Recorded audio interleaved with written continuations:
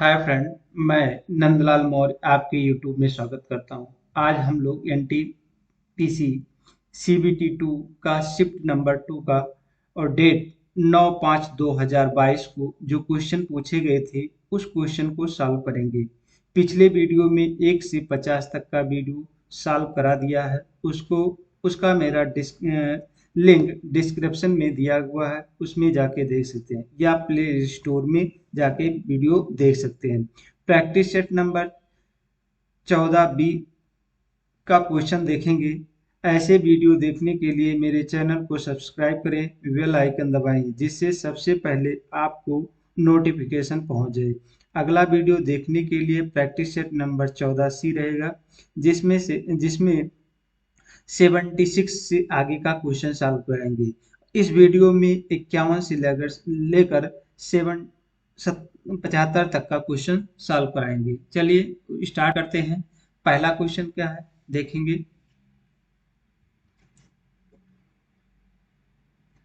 पहला क्वेश्चन दिया गया है। ये वीडियो जो 40 नंबर का क्वेश्चन है, ये 40 नंबर का क्वेश्चन है। ये हमारे पिछले वीडियो में सॉल्व नहीं किया था, इसलिए इसको लिया है। देखिएगा, पहले रेणु के प्राप्तांक गलती से 9 के स्थान पर 99 के रूप में अंकित हो गया। इस गलती के कारण कक्षा के औसत प्राप्तांक वास्तविक औसत से 2.25 अधिक हो गया। कक्षा में छात्रों की संख्या बताइए। तो मान लेते हैं छात्रों की संख्या कितनी है, यक्स है। छात्रों की संख्या यक्स मान लेते हैं और ये कितने अधिक है, औसत जो है 2.25 बढ़ जा रहा था, तो इस संख्या में क्या है 2.25 बढ़ गया। तो वो आपका जो टोटल संख्या था उसी में ही इतना बढ़ा हुआ, और उसका रियल जो वैल्यू है वो आपका क्या है 99 में से हम 9 घटा देंगे तो आपका रियल जो वैल्यू आ जाएगा, इसका 2.25 का जो रियल वैल्यू होगा वो आपको मिल जाएगा। तो यहाँ यक्स इंटू 2.25 बराबर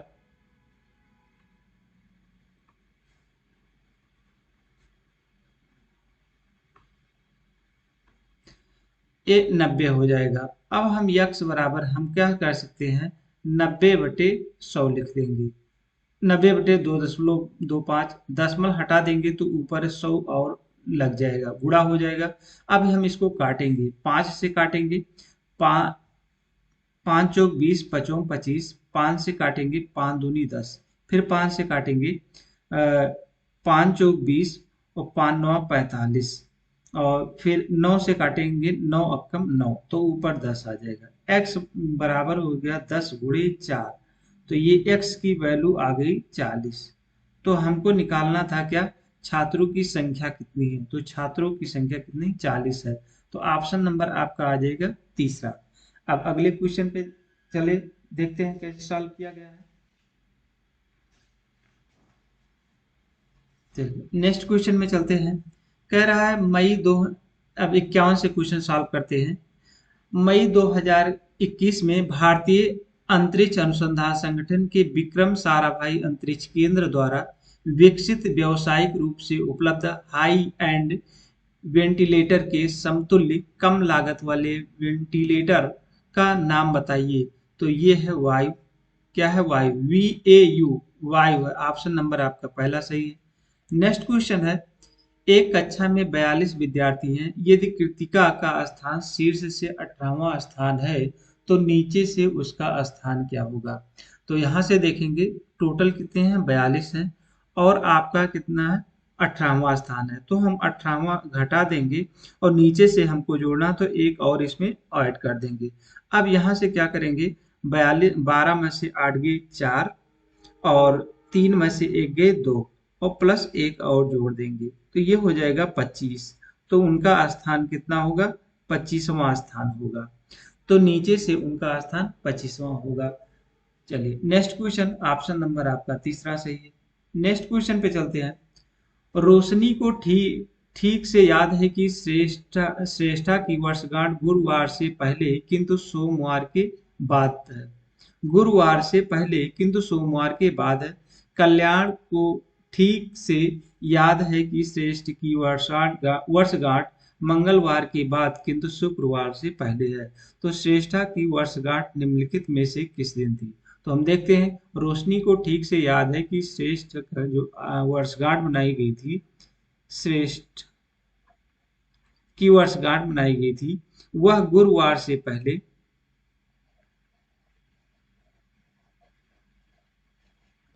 गुरुवार से पहले किंतु सोमवार के बाद,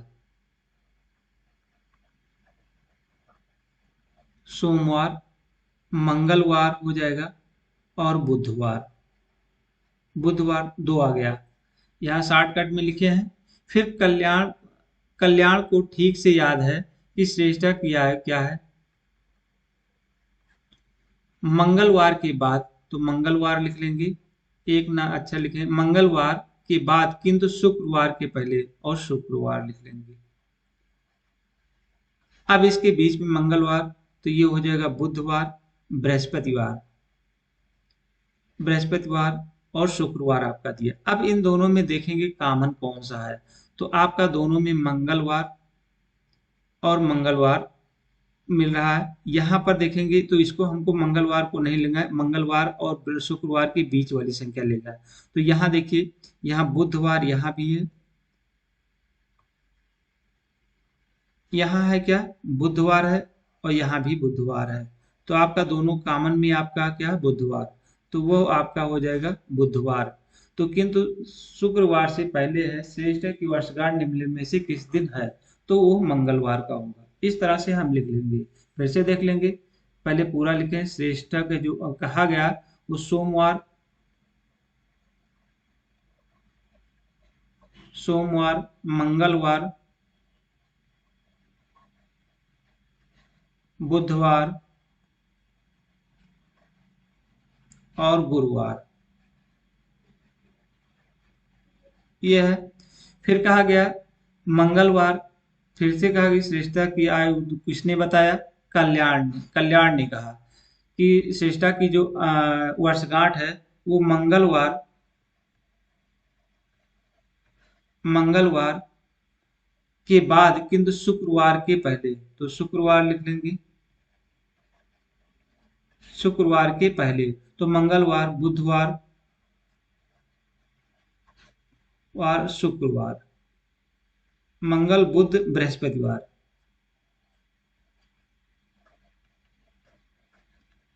बृहस्पतिवार। तो यहां से देखिए दोनों में कॉमन कौन सा आपका मिल रहा है, कॉमन आपका मिलेगा बुधवार, दोनों में कॉमन क्या मिल रहा है, बुधवार मिल रहा है, तो आपका हो जाएगा बुधवार। चलिए नेक्स्ट क्वेश्चन पे चलते हैं। यहां देखेंगे, एक निश्चित धनराशि को 18% वार्षिक चक्रवृद्धि ब्याज की दर से पर एक वर्ष 4 माह के लिए निवेशित किया गया है, जिस पर ब्याज की गणना 8 वार्षिक चक्रवृद्धि आधार पर की जाती है। यदि प्राप्त चक्रवृद्धि ब्याज 3,816 रुपये हो तो निवेशित धनराशि ज्ञात कीजिए। चलो इसको हम सॉल्व करते हैं। यहाँ पर एक निश्चित धनराशि दिया गया है, धनराशि को कितना 18% वार्षिक चक्रवृद्धि ब्याज दिया गया है, दर पर एक वर्ष 4 माह के लिए निवेशित किया गया है। वार्षिक जो चक्रवृद्धि ब्याज की गणना है वो एक वर्ष 4 माह के लिए निवेशित किया गया है।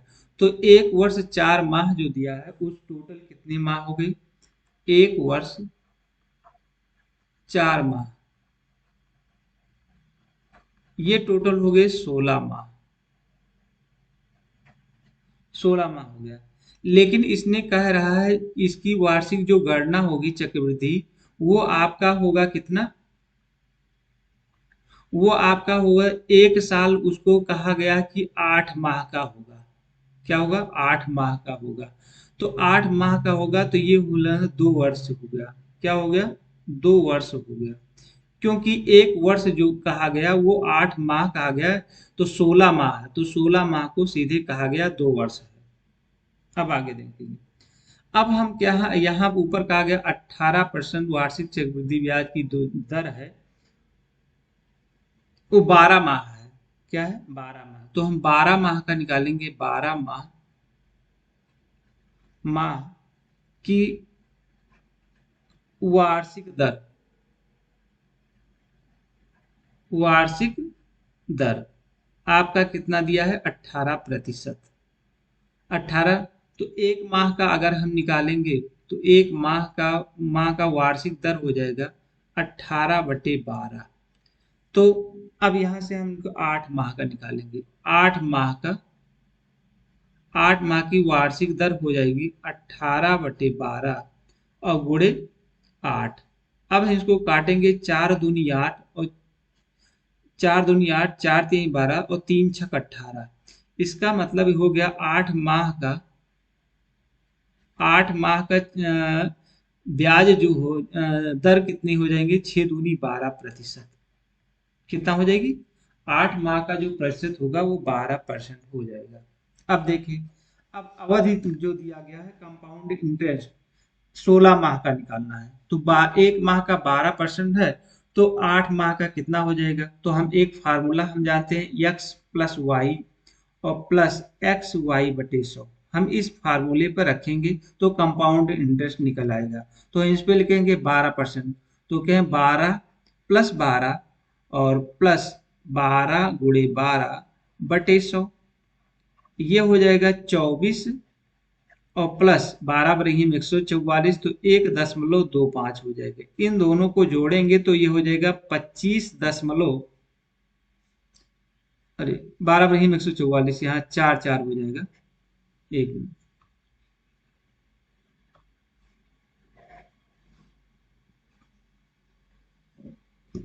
यहाँ हो जाएगा 4 और 4 44, और इसको 25.44 हो जाएगा। अब यहां से हम क्या कर सकते हैं, निवेशित धनराशि जो है उसको x मान लेंगे। क्या है, ये परसेंटेज है, क्या है, परसेंटेज है। तो अब हम यहां से ले लेंगे x परसेंटेज। अब इसकी वैल्यू कितना दिया है, इतना दिया है। कंपाउंड इंटरेस्ट की वैल्यू दिया कितना है, 3816, और उसका परसेंटेज दिया है कितना, दर दिया है 25.44। तो वो आपका अब निवेदित धनराशि यक्स है, यक्स का 25.44% जो दिया गया है वो आपका है कितना, 3816 रुपए। अब इसी को हम सॉल्व कर लेंगे तो यक्स यहाँ से ऊपर सॉल्व करते हैं, एक्स बराबर हो जाएगा, ऊपर 0 चला जाएगा, परसेंटेज हटाएंगे तो 3816 और 4 0 हो जाएगा।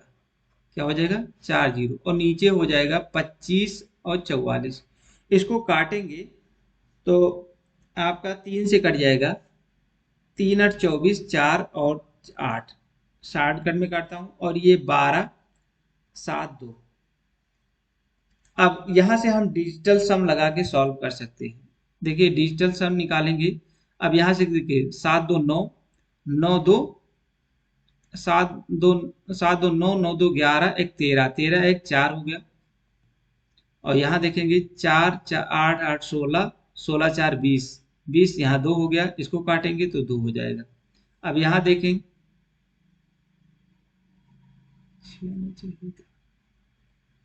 यहाँ से ऊपर से डिजिटल सम लगा के सॉल्व कर सकते हैं। ठीक है, ऊपर डिजिटल सम लगा के सॉल्व कर सकते हैं।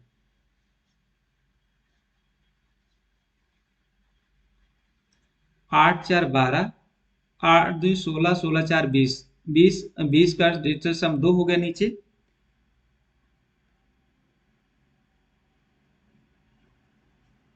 और ऊपर हो जाएगा 7 2 9, 9 11 12, 12 3 हो जाएगा, 2/3 हो जाएगा। क्या हो जाएगा, 2/3। अब हम नीचे क्या करने हैं, एक लाना है। एक लाने के लिए नीचे 2 है, एक लाने के लिए हम क्या 5 का ऊपर नीचे गुणा कर देंगे। अरे सॉरी, ये 3 हो जाएगा, 3 ये हो जाएगा। अब यहाँ से नीचे क्या, 5 दूनी 10 हो गया, तो 3 × 5/10 हो जाएगा। इसका डिजिटल सम निकालेंगे तो 1 नीचे हो जाएगा।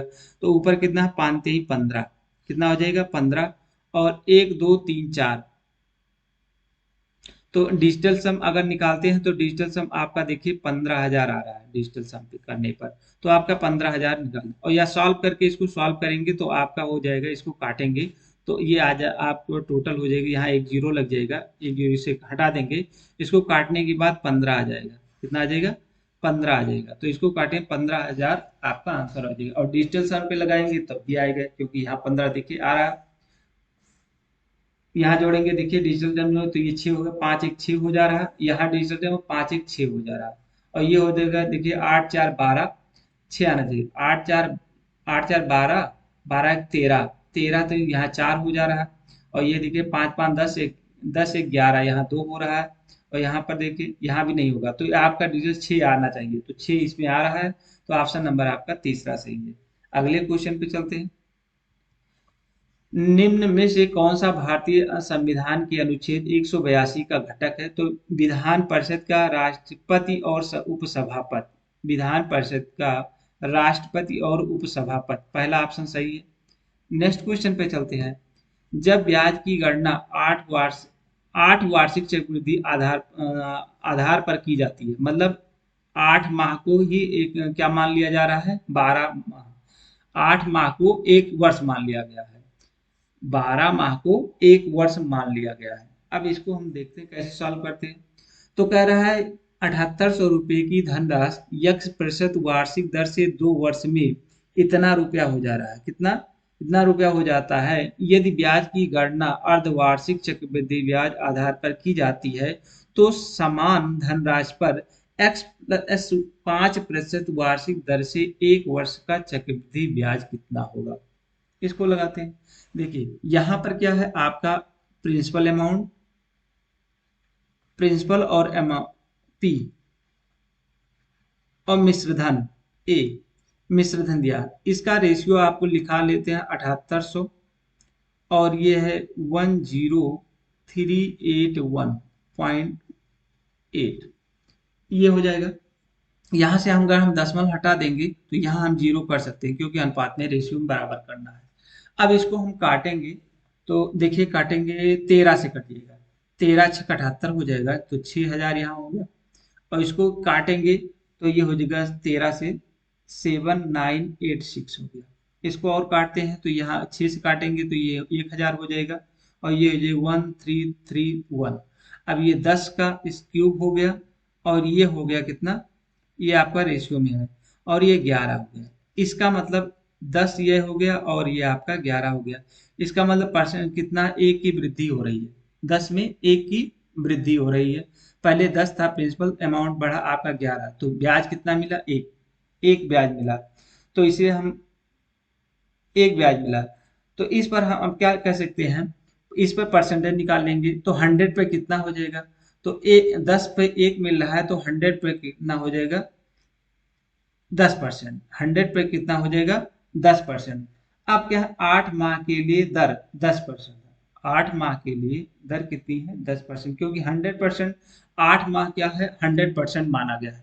8 माह क्या माना गया? 100%। तो 8 माह के लिए दर कितना हो जाएगा? 8 माह के लिए दर आपका हो जाएगा 10%, क्योंकि यहाँ वार्षिक 8 माह के लिए 12 माह माना गया है। अब यहाँ से देखेंगे 8 माह को 10% माना गया, 8 माह को 10%, तो एक माह को मानेंगे कितना? 10/8, और फिर 12 माह, तो 12 का हो जाएगा 10/8 गुणे 12। इसको काटेंगे तो हो जाएगा कितना? 15%। कितना हो जाएगा? 15% हो जाएगा। तो यहाँ 12 माह का, 12 माह के लिए प्रतिशत हो जाएगा कितना? 12%। तो 12% कितना? आपका वार्षिक दर, यहाँ पर लिखा है वार्षिक, तो वार्षिक 12 माह के लिए आपका यक्स की जो वैल्यू आ गई, आपका यक्स के वैल्यू आ गई कितना? 20। यहाँ पर हम रख देंगे 20, तो ये हो जाएगा 20%, आर बराबर 20%। अब आगे देखते हैं। अब यहाँ से कह रहा है अर्धवार्षिक, क्या करते हैं? यहाँ लिखा हुआ अर्धवार्षिक चक्रवृद्धि ब्याज, ये ध्यान देना है। यहाँ पर अर्धवार्षिक चक्रवृद्धि ब्याज मतलब आधे, तो आपका आर कितना हो जाता है? 10% हो जाएगा, आधा हो जाएगा, और समय जो हो जाएगा दोना हो जाएगा। समय क्या हो जाएगा, दूना हो जाएगा। तो ये आपका 10% हो जाएगा और ये समय दोगुना हो जाएगा। इस तरह से हो जाएगा क्योंकि वार्षिक चक्रवृद्धि ब्याज पूछ रहा है। अब यार इसका क्या हम निकालेंगे, कंपाउंड इंटरेस्ट निकालेंगे। कंपाउंड इंटरेस्ट निकालेंगे तो 10+10 और +10 × 10/100 हो जाएगा। तो ये हो जाएगा 21%। क्या हो जाएगा, 21%। और 21% आपका क्या है, 21%। अब इस पे हमको परसेंटेज निकाल, मतलब आपका चक्रवृद्धि ब्याज निकालना है, 1 वर्ष का चक्रवृद्धि ब्याज निकालेंगे। तो 7800 गुणे 21/100 हो जाएगा। यहाँ से एक जीरो इसको काट देंगे। यहाँ से आ गया 5, 5, 5 से काटेंगे,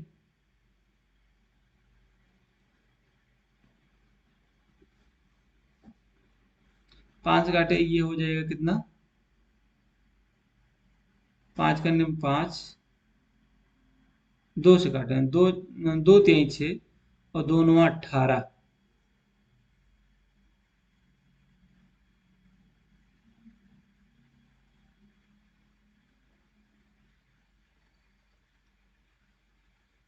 अरे सॉरी,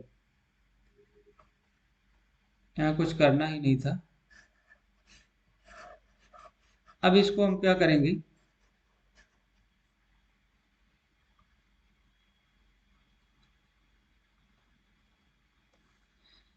हाँ अब 7800 गुणे 21/100, 2 0 0 इसको काट देंगे, 78 × 21, इसको सॉल्व करेंगे तो ये हो जाएगा 1638 रुपया हो जाएगा।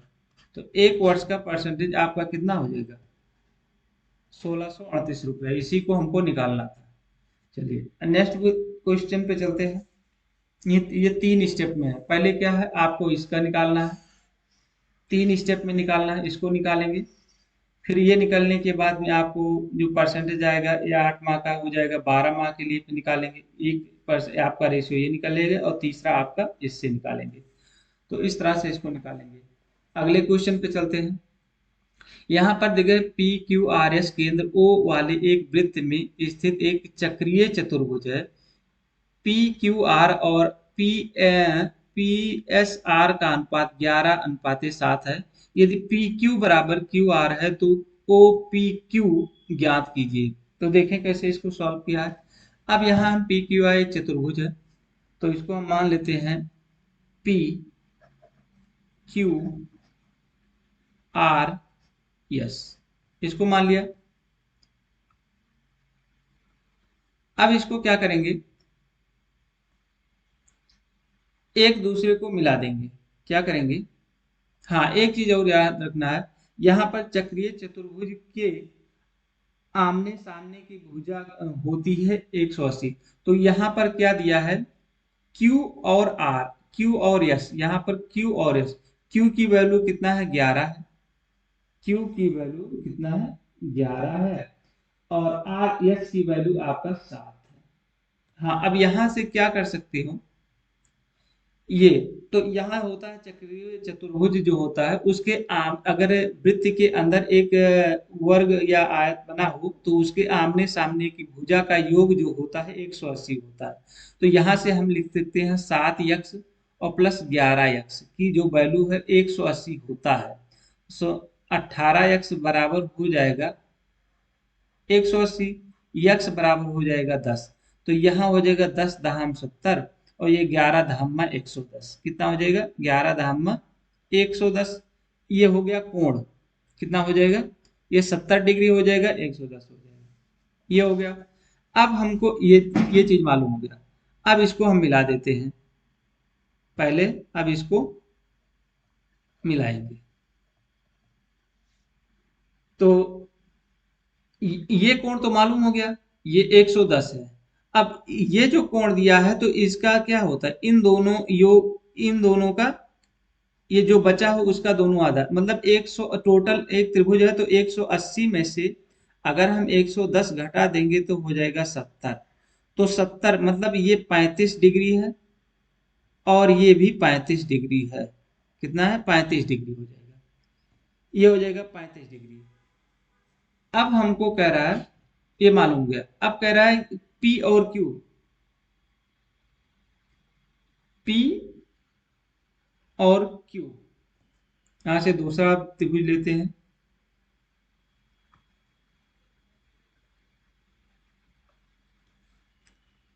यहां से हमको कोई बिंदु ओ है, यहां पर कोई बिंदु ओ है, इसको एक दूसरे से मिला रहा है और ये इधर मिला रहा है, और ये आपका ओ दिया गया है, ये ओ दिया गया है। अब कह रहा है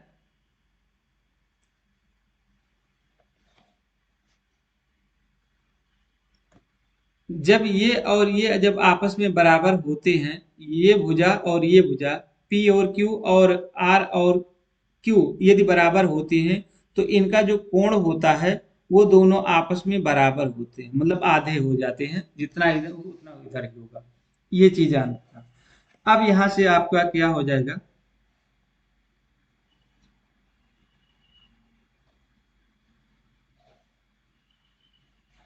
ये हो गया। अब देखें, ये आपका ये जो कोण बना हुआ है, परिधि पे बना कोण, इसका मतलब दूसरा अगर हम एक वृत्त गोला सा बना लें और इसके अंदर एक त्रिभुज बनाएं, ये आपका एक त्रिभुज ऐसे बना लेते हैं, ठीक है। अगर इसी को हम इसी बढ़ा दें, क्या करें, ऐसे बढ़ा दूसरा एक त्रिभुज बना लें, दूसरा त्रिभुज बनाएं और ये आपका यहां से मिला दें, तो इसका जो भुजा और इसका ये कितना है, ये आपका 35 दिए, 35 निकाले हैं, 35 हो जाएगा। तो ये कितना हो जाएगा, ये हो जाएगा आपका 70, क्योंकि इस भुजा पे बना कोण और इस कोण पे बना भुजा कोण का इसका दूना होता है, तो ये होगा 35, तो ये हो जाएगा 70। कितना हो जाएगा, 70 हो जाएगा। तो यहाँ आपका ये वैल्यू आ गई 70। कितना हो गई, 70 हो गया। अब यहां पर 70 हो गया, और ये अगर 70 है तो ये दोनों भुजा आपस में बराबर होंगे, क्योंकि ये भुजा और ये भुजा आपस में बराबर होते हैं। क्या, ये भुजा और ये भुजा आपस में बराबर होते हैं। तो इसका मतलब ये हो गया कि ये जो भुजा आपका है, ये टोटल कितना है, कहाँ गया, 110 है।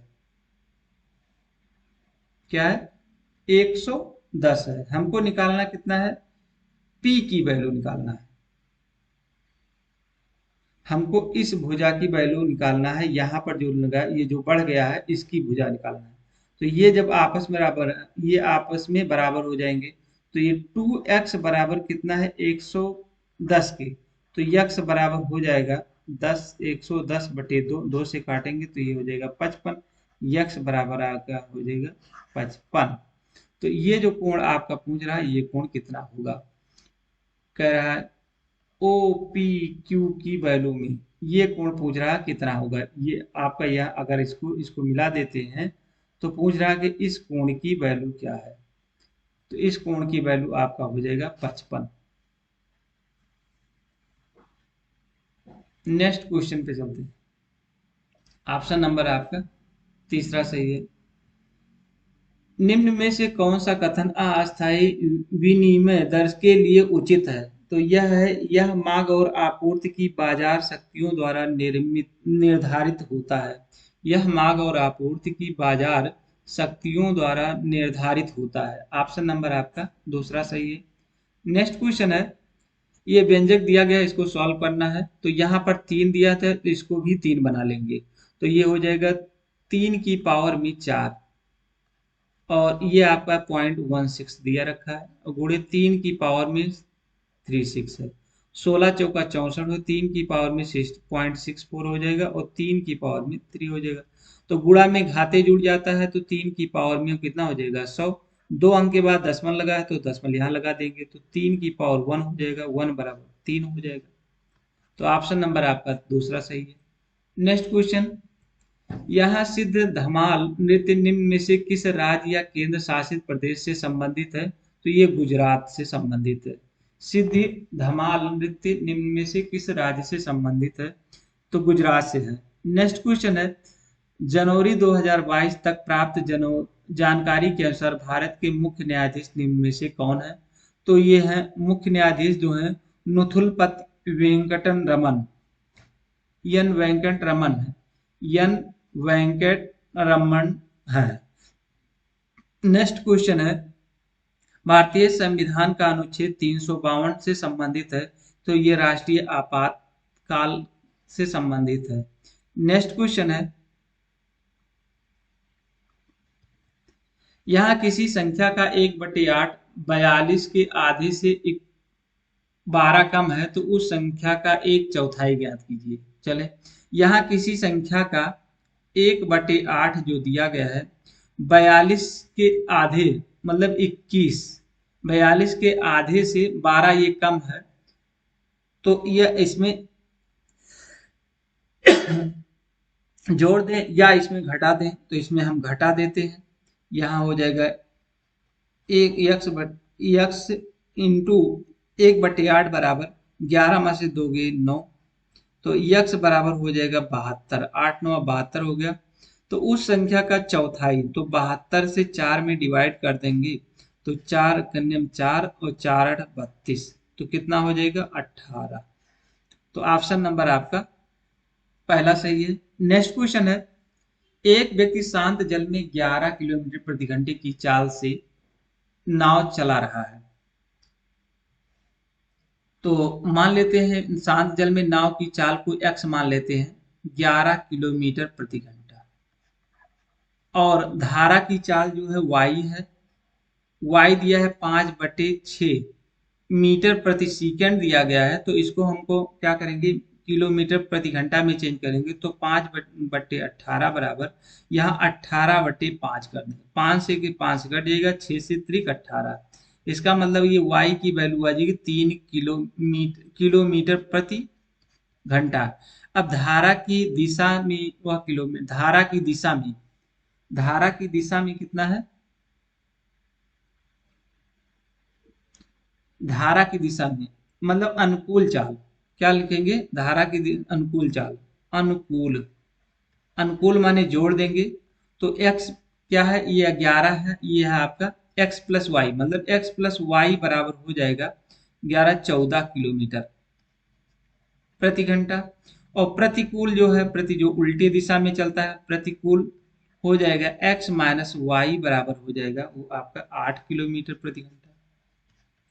अब पूछे धारा की विपरीत दिशा में, तो धारा के विपरीत दिशा में कितना है 8 है, कितना है 8।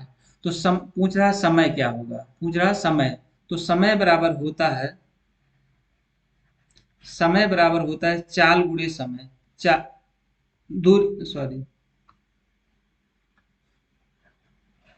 दूरी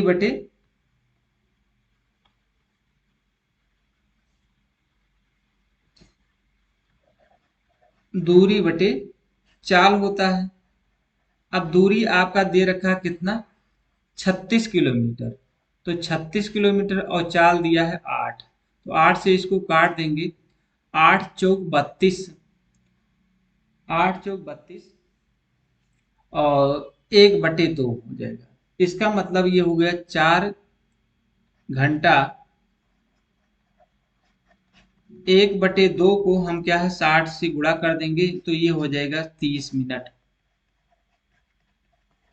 तो ये 4 घंटे 30 मिनट हो जाएगा। ऑप्शन नंबर आपका पहला सही है। नेक्स्ट क्वेश्चन पे चलते हैं, के का वह अधिकतम मान ज्ञात कीजिए जिसमें 6 अंकों वाली संख्या इतने से स्थान पर रखने पर यह 6 से विभाजित हो जाए। तो 6 से विभाजित हो जाए तो यहाँ देख लेंगे 2 4 3 1 2, यहाँ पर के है, हम क्या मान रखेंगे मैक्सिमम मान रखना है, तो के स्थान पे 0 2 4 6 8, तो मैक्सिमम मान रखना है जिसे के से डिवाइड हो जाए। तो यहाँ से 6 से देखो लास्ट में 6 से डिवाइड होना चाहिए, तो हम अगर हमको 6 से डिवाइड करते हैं तो 6 चौक 24, 6 चौक 24 छः चौक 24, जीरो उतारेंगे 31, 6 पंचे 30, 12, 6 दूनी 12। अब यहाँ पर हम पूरा पूरा कट गया तो लास्ट में हम 6 ही रखेंगे, क्योंकि मैक्सिमम संख्या रखना है। तो हम 2 रखते हैं, सबसे मैक्सिमम क्या है 6 ही है, क्योंकि 8 कटेगा नहीं, 2 शेष बच जाएगा, तो इसलिए हम मैक्सिमम संख्या कितना 6 रखेंगे। तो ऑप्शन नंबर आपका चौथा सही है। नेक्स्ट क्वेश्चन है, गांधी इरविन समझौता में हुआ था डॉट डॉट, तो हुआ था 1931 ईस्वी में हुआ था गांधी इरविन समझौता। नेक्स्ट क्वेश्चन है, यहाँ सब देखेंगे, डी डॉल्फिन में ऐसे कितने अक्षर युग्म मौजूद हैं जिनके बीच शब्द में उतने ही अक्षर हैं जितने उनके बीच अंग्रेजी वर्णमाला के क्रम में हैं। देखें इसको सॉल्व कैसे करते हैं।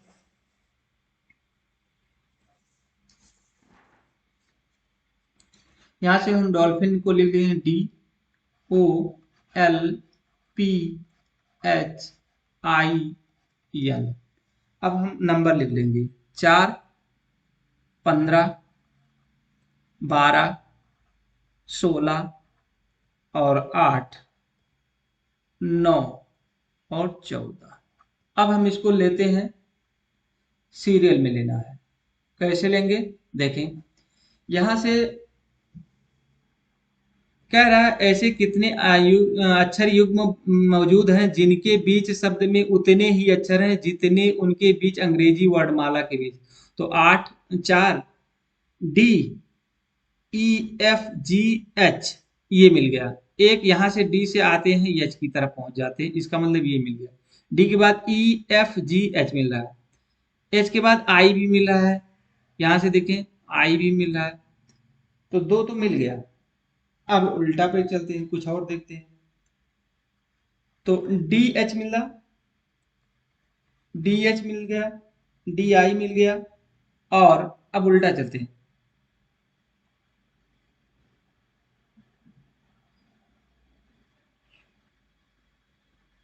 अब यहां से एच के बाद आई भी आता है, एच के बाद आई आता है, तो एच आई भी लिख लेंगे।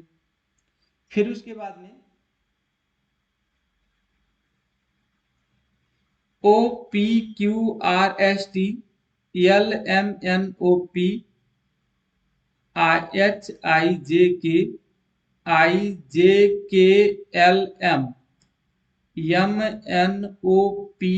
ये आ गया। MNOP नहीं, ये नहीं हो रहा। JKL ये मिल रहा है आपको, यहां से आएंगे तो आपका आ गया यहाँ पर यल पर IJKL हो रहा है, तो ये आपका हो गया आई और एल, मतलब इतना मिल गया। तो ये आपका टोटल 4 मिल जाएंगे। तो कितने उनके बीच अंग्रेजी वर्णमाला के क्रम कितने हैं, तो 4, यहाँ से टोटल 4 ही मिल रहे हैं और कोई अक्षर नहीं है। तो ऑप्शन नंबर आपका चौथा सही है। नेक्स्ट क्वेश्चन पे चलते हैं।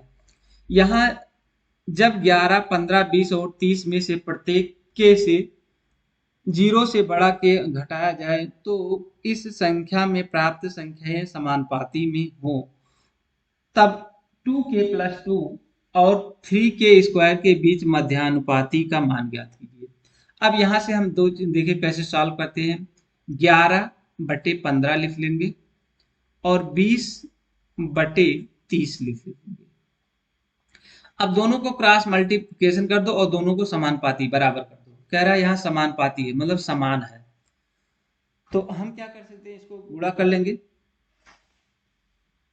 दोनों क्रॉस मल्टीप्लिकेशन करेंगे तो क्या होगा, 15 दूना 30, 300, और यहां से इधर गुणा करेंगे तो हो जाएगा 33, 330 हो जाएगा। इन दोनों का डिफरेंस हो जाएगा कितना, 30। अब इन दोनों का डिफरेंस ले लेंगे, हम इन दोनों का डिफरेंस लेंगे तो यहाँ 4 हो जा रहा है और ये आपका हो जाएगा 10।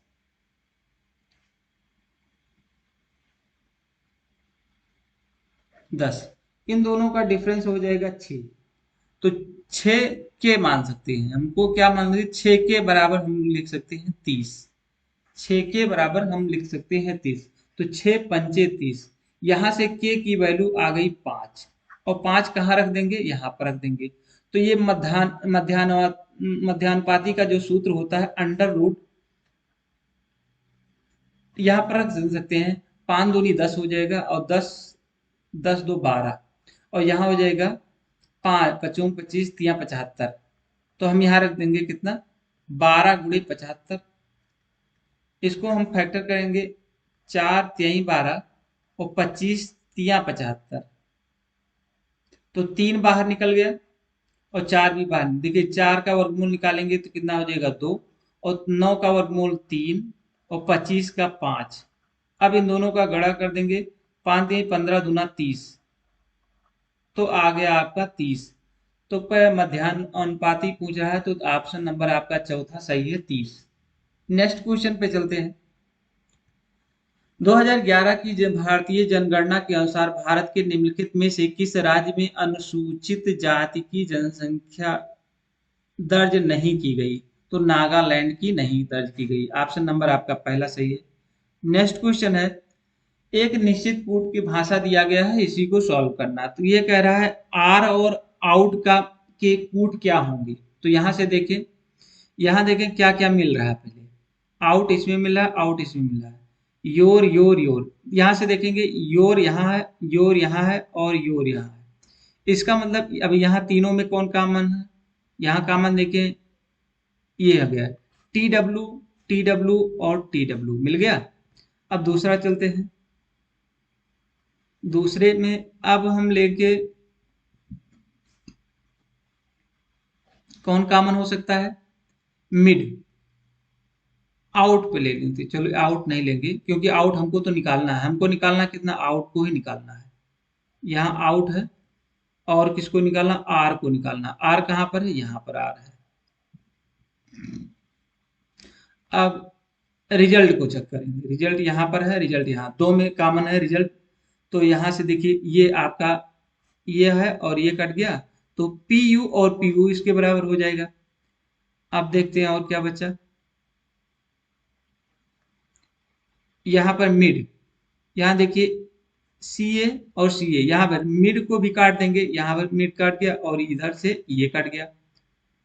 अब बचा क्या, यहाँ देखिए यहाँ यस आर और ई, इसका मतलब ए आर ई और ओ यू टी, आउट का जो मान आ जाएगा यस आर और ई एन होगा। तो देखते हैं, तो ऑप्शन नंबर आपका दूसरा सही है। नेक्स्ट क्वेश्चन पे चलते हैं, इस तरह से इसको सॉल्व कर लेंगे। नेक्स्ट, यहाँ एक कमरे में 4 व्यक्ति बैठे हैं, जब कोई प्रश्न पूछा जाता है तो उनमें से प्रत्येक व्यक्ति 2 उत्तर देते हैं। उन चारों में से केवल 2 व्यक्ति एक सही उत्तर देता है और एक गलत उत्तर देता है, जबकि अन्य 2 व्यक्ति दोनों उत्तर गलत देते हैं। मतलब आज के दिन के बारे में पूछे जाने पर एक व्यक्ति कहता है कि आज बुधवार, पहला वाला कहता है आज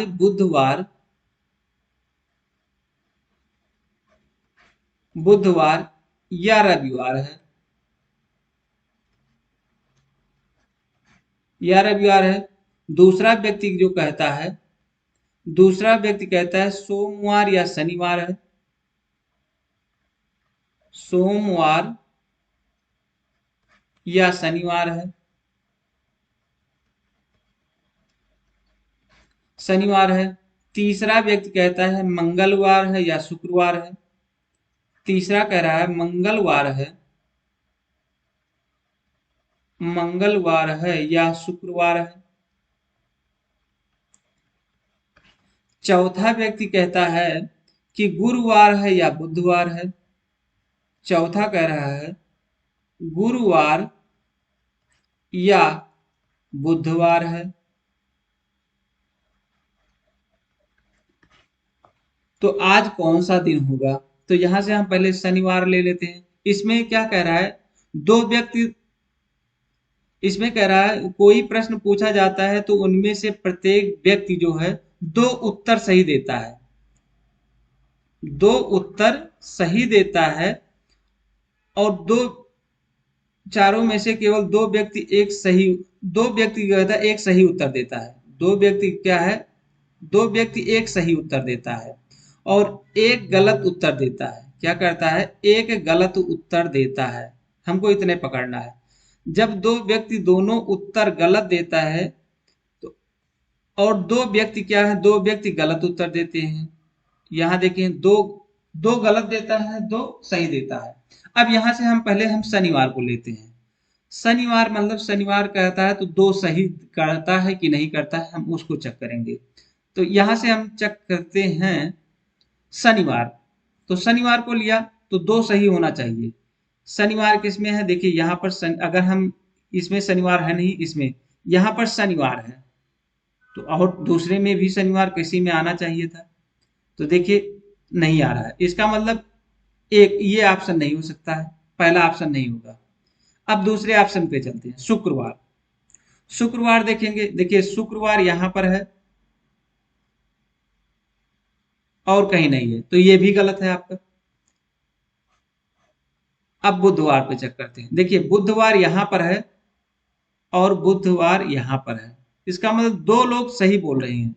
क्या है, दो लोग सही बोल रहे हैं और दो लोग गलत बोल रहे हैं। इसका मतलब ये आपका सही हो रहा है, ये आपका सही हो रहा है। तो आपका दो सही बोल रहे हैं, ये भी बुधवार बोल रहा है और ये भी बुधवार बोल रहा है। इसका मतलब दो लोग सही बोल रहे हैं और दो गलत बोल रहे हैं। तो इसमें पहले से कहा है प्रत्येक व्यक्ति दो उत्तर देता है, उन चारों में से केवल दो व्यक्ति एक सही उत्तर दें। तो दो व्यक्ति जो होते हैं वो सही उत्तर, दो व्यक्ति क्या, एक ये भी बुधवार सही बोला था, ये भी चौथा वाला बोला था, इसका मतलब सही हो गया। और एक गलत उत्तर देता है जबकि अन्य दो व्यक्ति दोनों उत्तर गलत देते हैं। तो देखिए यहाँ पर दोनों उत्तर गलत दे रहे हैं। यहाँ पर सोमवार शनिवार बोल रहा है, यहाँ बोल रहा है मंगलवार। इसका मतलब आपका ऑप्शन आपका तीसरा सही है। नेक्स्ट क्वेश्चन पे चलते हैं। अर्जित कुल राजस्व और कुल लागत डाट डाट किसी फर्म का लाभ होता है, तो वो होता है अंतर। क्या होता है, अर्जित कुल राजस्व और कुल लागत का अंतर होता है, उसी को कहते हैं फर्म का लाभ होता है। नेक्स्ट क्वेश्चन है, एकाधिकार तथा प्रतिबंधात्मक व्यापार व्यवहार अधिनियम निम्न में से किस वर्ष प्रभावी हुआ, तो 1970 में हुआ था। ऑप्शन नंबर आपके चौथा सही है। नेक्स्ट क्वेश्चन है, किसी निश्चित धनराशि पर 15% वार्षिक दर पर 3/1/3 वर्ष में प्राप्त साधारण ब्याज समान धनराशि पर 12% वार्षिक दर पर 5/1/2 वर्ष से में प्राप्त साधारण ब्याज 1840 रुपया कम है, तो धनराशि ज्ञात कीजिए। तो यहां से हम कैसे इसको सॉल्व करेंगे, देखिए पहले हम इसको निकालेंगे परसेंटेज। क्या निकले, कितना परसेंट, तो 15 का जो ऐसे हम निकालें 15 और 3 3 9 1 10, 10/3, 3 से काटेंगे तो हो जाएगा 5 और 5 धाम 50, ये हो जाएगा 50% में आ गया। फिर इसको काटेंगे 12/12 और 5 दूनी 10 से 11/2, 2 से काटेंगे तो ये 6 हो जाएगा, ये होगा 66%। अब इन दोनों का जो डिफरेंस है वो कितना है, 16, और 16 की वैल्यू कितना दे रखा है, 16 की वैल्यू दे रखा है 1840। तो इसको काट 100% का अगर निकालेंगे तो ये जो 1840/60 और गुणे 100।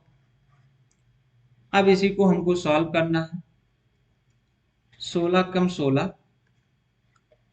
दो बच्चा, 16 दूना 24,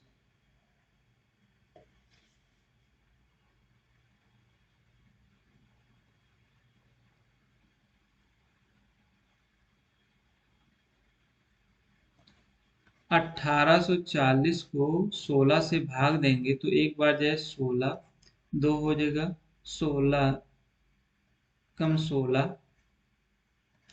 तो ये हो जाएगा 14, 16 कितना हो जाएगा 14, 14 में से 6 की 8 6 14 और 16 पंचे 80। तो ये हो जाएगा, इसको काटेंगे तो 16 पंचे 80 आ जाएगा।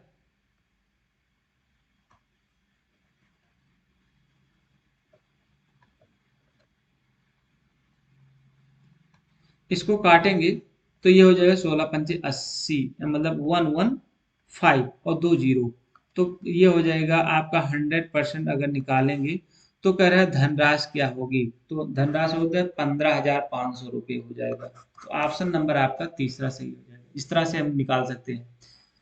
इसका परसेंटेज निकाल लीजिए, साधारण उसका निकाल लीजिए। दोनों का डिफरेंस दिया है 1840 रुपया, उसके बराबर 1840, तो इसमें काटेंगे तो 100% की वैल्यू निकालना है, तो 11,500 रुपये आ जाएगा।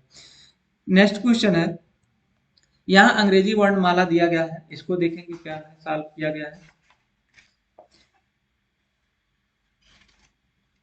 यहाँ पर अंग्रेजी वर्णमाला क्रम के आधार पर REM को IVN कहते हैं, DOH को कहते हैं WLS कहते हैं, KEY को कहते हैं क्या, देखेंगे, KY को PYB कहेंगे। तो ये है आर, क्या करेंगे, अपोजिट, ये क्या है, अपोजिट है। आर, आई का आर हो गया, ई का बी होगा, एम का बी होगा, तो के का पी हो गया, ई या वाई हो गया, और वाई का बी हो गया।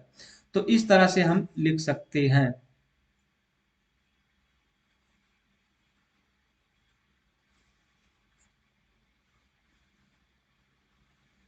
तो ऑप्शन नंबर आपका पहला सही है।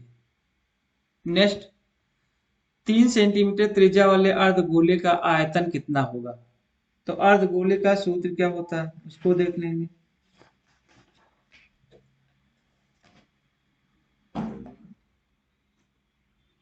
अर्धगोले 4/3 पूरे का 4/3 पाई आर क्यूब होता है, तो आधा हो जाएगा, बटे 2 करते हैं, 2 से इसको काटेंगे तो 2 हो जाएगा, 2/3 पाई आर क्यूब हो गया। अब ये 3 सेंटीमीटर दिया गया है, तो 2/3 इंटू पाई, 3 × 3 × 3, यहाँ से इसको काट देंगे, 3 × 3 = 9, 2 × 18 पाई। ऑप्शन नंबर आपका पहला से। इस तरह से 76 क्वेश्चन समाप्त हुई। अगला वीडियो फिर लेकर आएंगे, तब तक के लिए धन्यवाद।